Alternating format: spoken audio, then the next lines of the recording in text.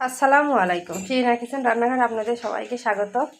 আজ আমি একটা 5 রকমের চপ বানিয়ে দেখাবো। আজকে সবাই বাসায় আছে, এজন্য বানাবো। বাইরের অবস্থা খুবই খারাপ, এজন্য বাসায় আসছে, এখন চপ বানিয়ে খাওয়াতে হবে। আর চপ বানানো খেতে তো সবারই ভালো লাগে, বিকেল টাইমে বা সন্ধ্যার দিকে চায়ের সঙ্গে সবসময় চপ খেতে ভালো লাগে। আজ আমি বানাবো বেগুনি, পটলের চপ, কাঁচকলার চপ আর পেঁয়াজু, আর তার সাথে কিছু কাঁচামরিচের চপ বানিয়ে দেখাবো আপনাদেরকে। আমি প্রথমে কড়াতে তেল দিয়ে দেবো। কড়াইটা আমার গরম হয়ে গিয়েছে।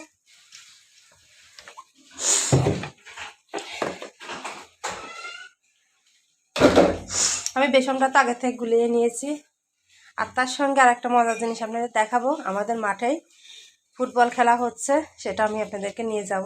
সন্ধ্যার পরে এটা খেলা হবে, যতটুকু দেখাতে পারবো দেখবেন আপনারা। আমি কড়াতে তো তেল দিয়ে দিয়েছি, তেলটা আমার গরম হয়ে গেছে। এখানে আমি বেসনটা গুলিয়ে রাখছি। আমি আগে যে প্রসেসে বেসন গুলাইছিলাম, একটু হলুদ গুঁড়া, ঝালের গুঁড়া, লবণ আর খাবার সোডা দিয়ে বেসনটা গুলিয়ে রাখছিলাম। আর আমি এখানে কী চপ ভাজবো সেটাও কেটে রেখে দিয়েছি। এটা পটল, বেগুন, কাঁচামরিচ, পেঁয়াজ আর এখানে কাঁচকলা এরকম পাতলা পাতলা করে কেটে নিয়েছি। আর কিছু কাঁচামরিচের চপ বানাবো। তার আগে আমি এখন পটলের সঙ্গে লবণ আর মরিচের গুঁড়া আমি একটু দিয়ে দেবো, তাহলে খেতে ভালো লাগবে, ভিতরে ঝাল ঝাল লাগবে। এরকম করে আমি কলাতেও দিয়ে দেবো হালকা। এত প্রচুর পরিমাণ গরম পড়ছে, তা বলার কথা না। আর আমাদের এখানে তো ওয়াইফাই লাইন ডিসকানেক্ট হয়ে গেছে। আমি বেগুনির সঙ্গেও রেখে দেব। এরকম চপ খেতে আসলে খুব ভালো লাগে। বাসাতে একটু বেশি করে বানাবো, বেশি বেশি খাবো, এই জন্য সবাই মিলে। আমি আর একটু শুকনো মরিচের গুঁড়া দিয়ে দেবো। তেলটা বেশি গরম করবো না। আমি প্রথমে পটলের চপগুলো, কলার চপগুলো ভেজে নেবো। এগুলো ভাজতে একটু সময় লাগে। হালকা তেল গরম হলেই আমি দিয়ে দেবো। হয়ে গেছে তেল গরমটা, আমি দিয়ে দেবো। আমি পটলগুলোই আগে দেবো। পটল তো আমি সেদ্ধ করে নিই নাই, এরকম ফাল ফাল করে কেটে নিয়েছি। এর আমি তেলের মধ্যে দিয়ে দেবো। হালকা তেল গরম হবে তখনই দিয়ে দেবেন। বেশি অতিরিক্ত গরম করলে দ্রুত হয়ে যাবে, ভিতরে কাঁচা কাঁচা ভাব থাকবে। আমার আগে ভিডিওতে পটলের চপ দেওয়া আছে।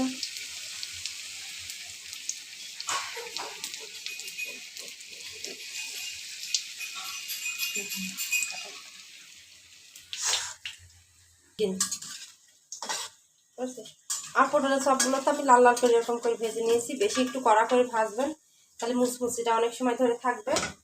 আমি তুলে নেব।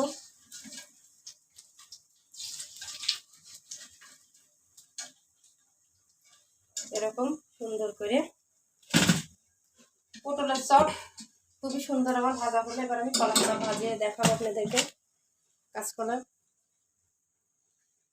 কাঁচকলাগুলো আমি ভাজবো। একই প্রসেসে একই বাটার দিয়ে সব ভাজি করা যায়।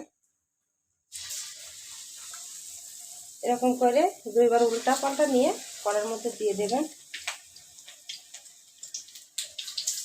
আর ফুলে ফুলে বালিশ হয়ে যাবে।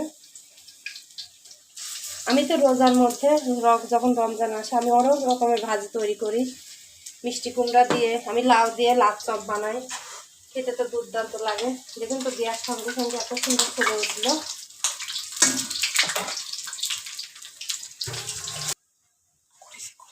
আমার কাঁচকলার চপও হয়ে গেছে, আমি তুলে নিলাম।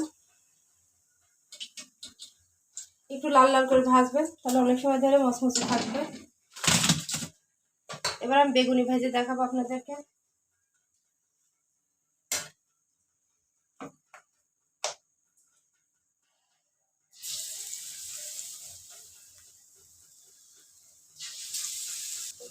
একসঙ্গে আমি 3টা বের দেবো।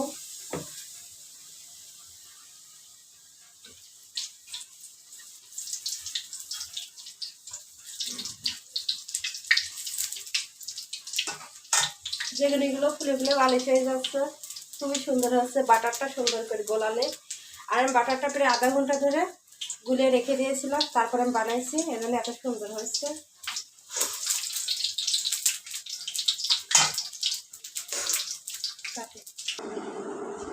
আমার তো সব ধরনের চপ বানানো হয়ে গিয়েছে। এটা বেগুনি, এটা কলার চপ, এটা পেঁয়াজু, আর এটা পটলের চপ, আর কিছু কাঁচামরিচের ভাজি করেছি খাওয়ার জন্য, ঝাল ঝাল লাগবে এজন্য।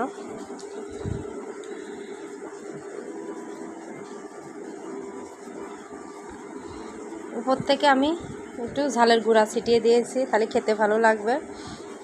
এবার আমি খেয়ে বলবো কেমন হয়েছে আমার চপগুলো ভাজা। আর এই বিকেলকার নাস্তা হিসাবে এই চপ খেতে আসলেও খুব ভালো লাগে। আমি তো বেগুনি খেয়ে বলবো কেমন হয়েছে। খুবই সুন্দর হয়েছে, আমার বেগুনিটা খুবই পছন্দ। সবাই ভিডিওটা যদি ভালো লেগে থাকে অবশ্যই লাইক, শেয়ার, সাবস্ক্রাইব করে দেবেন, পাশে থাকবেন। সবাই ভালো থাকবেন, সুস্থ থাকবেন। আল্লাহ হাফেজ।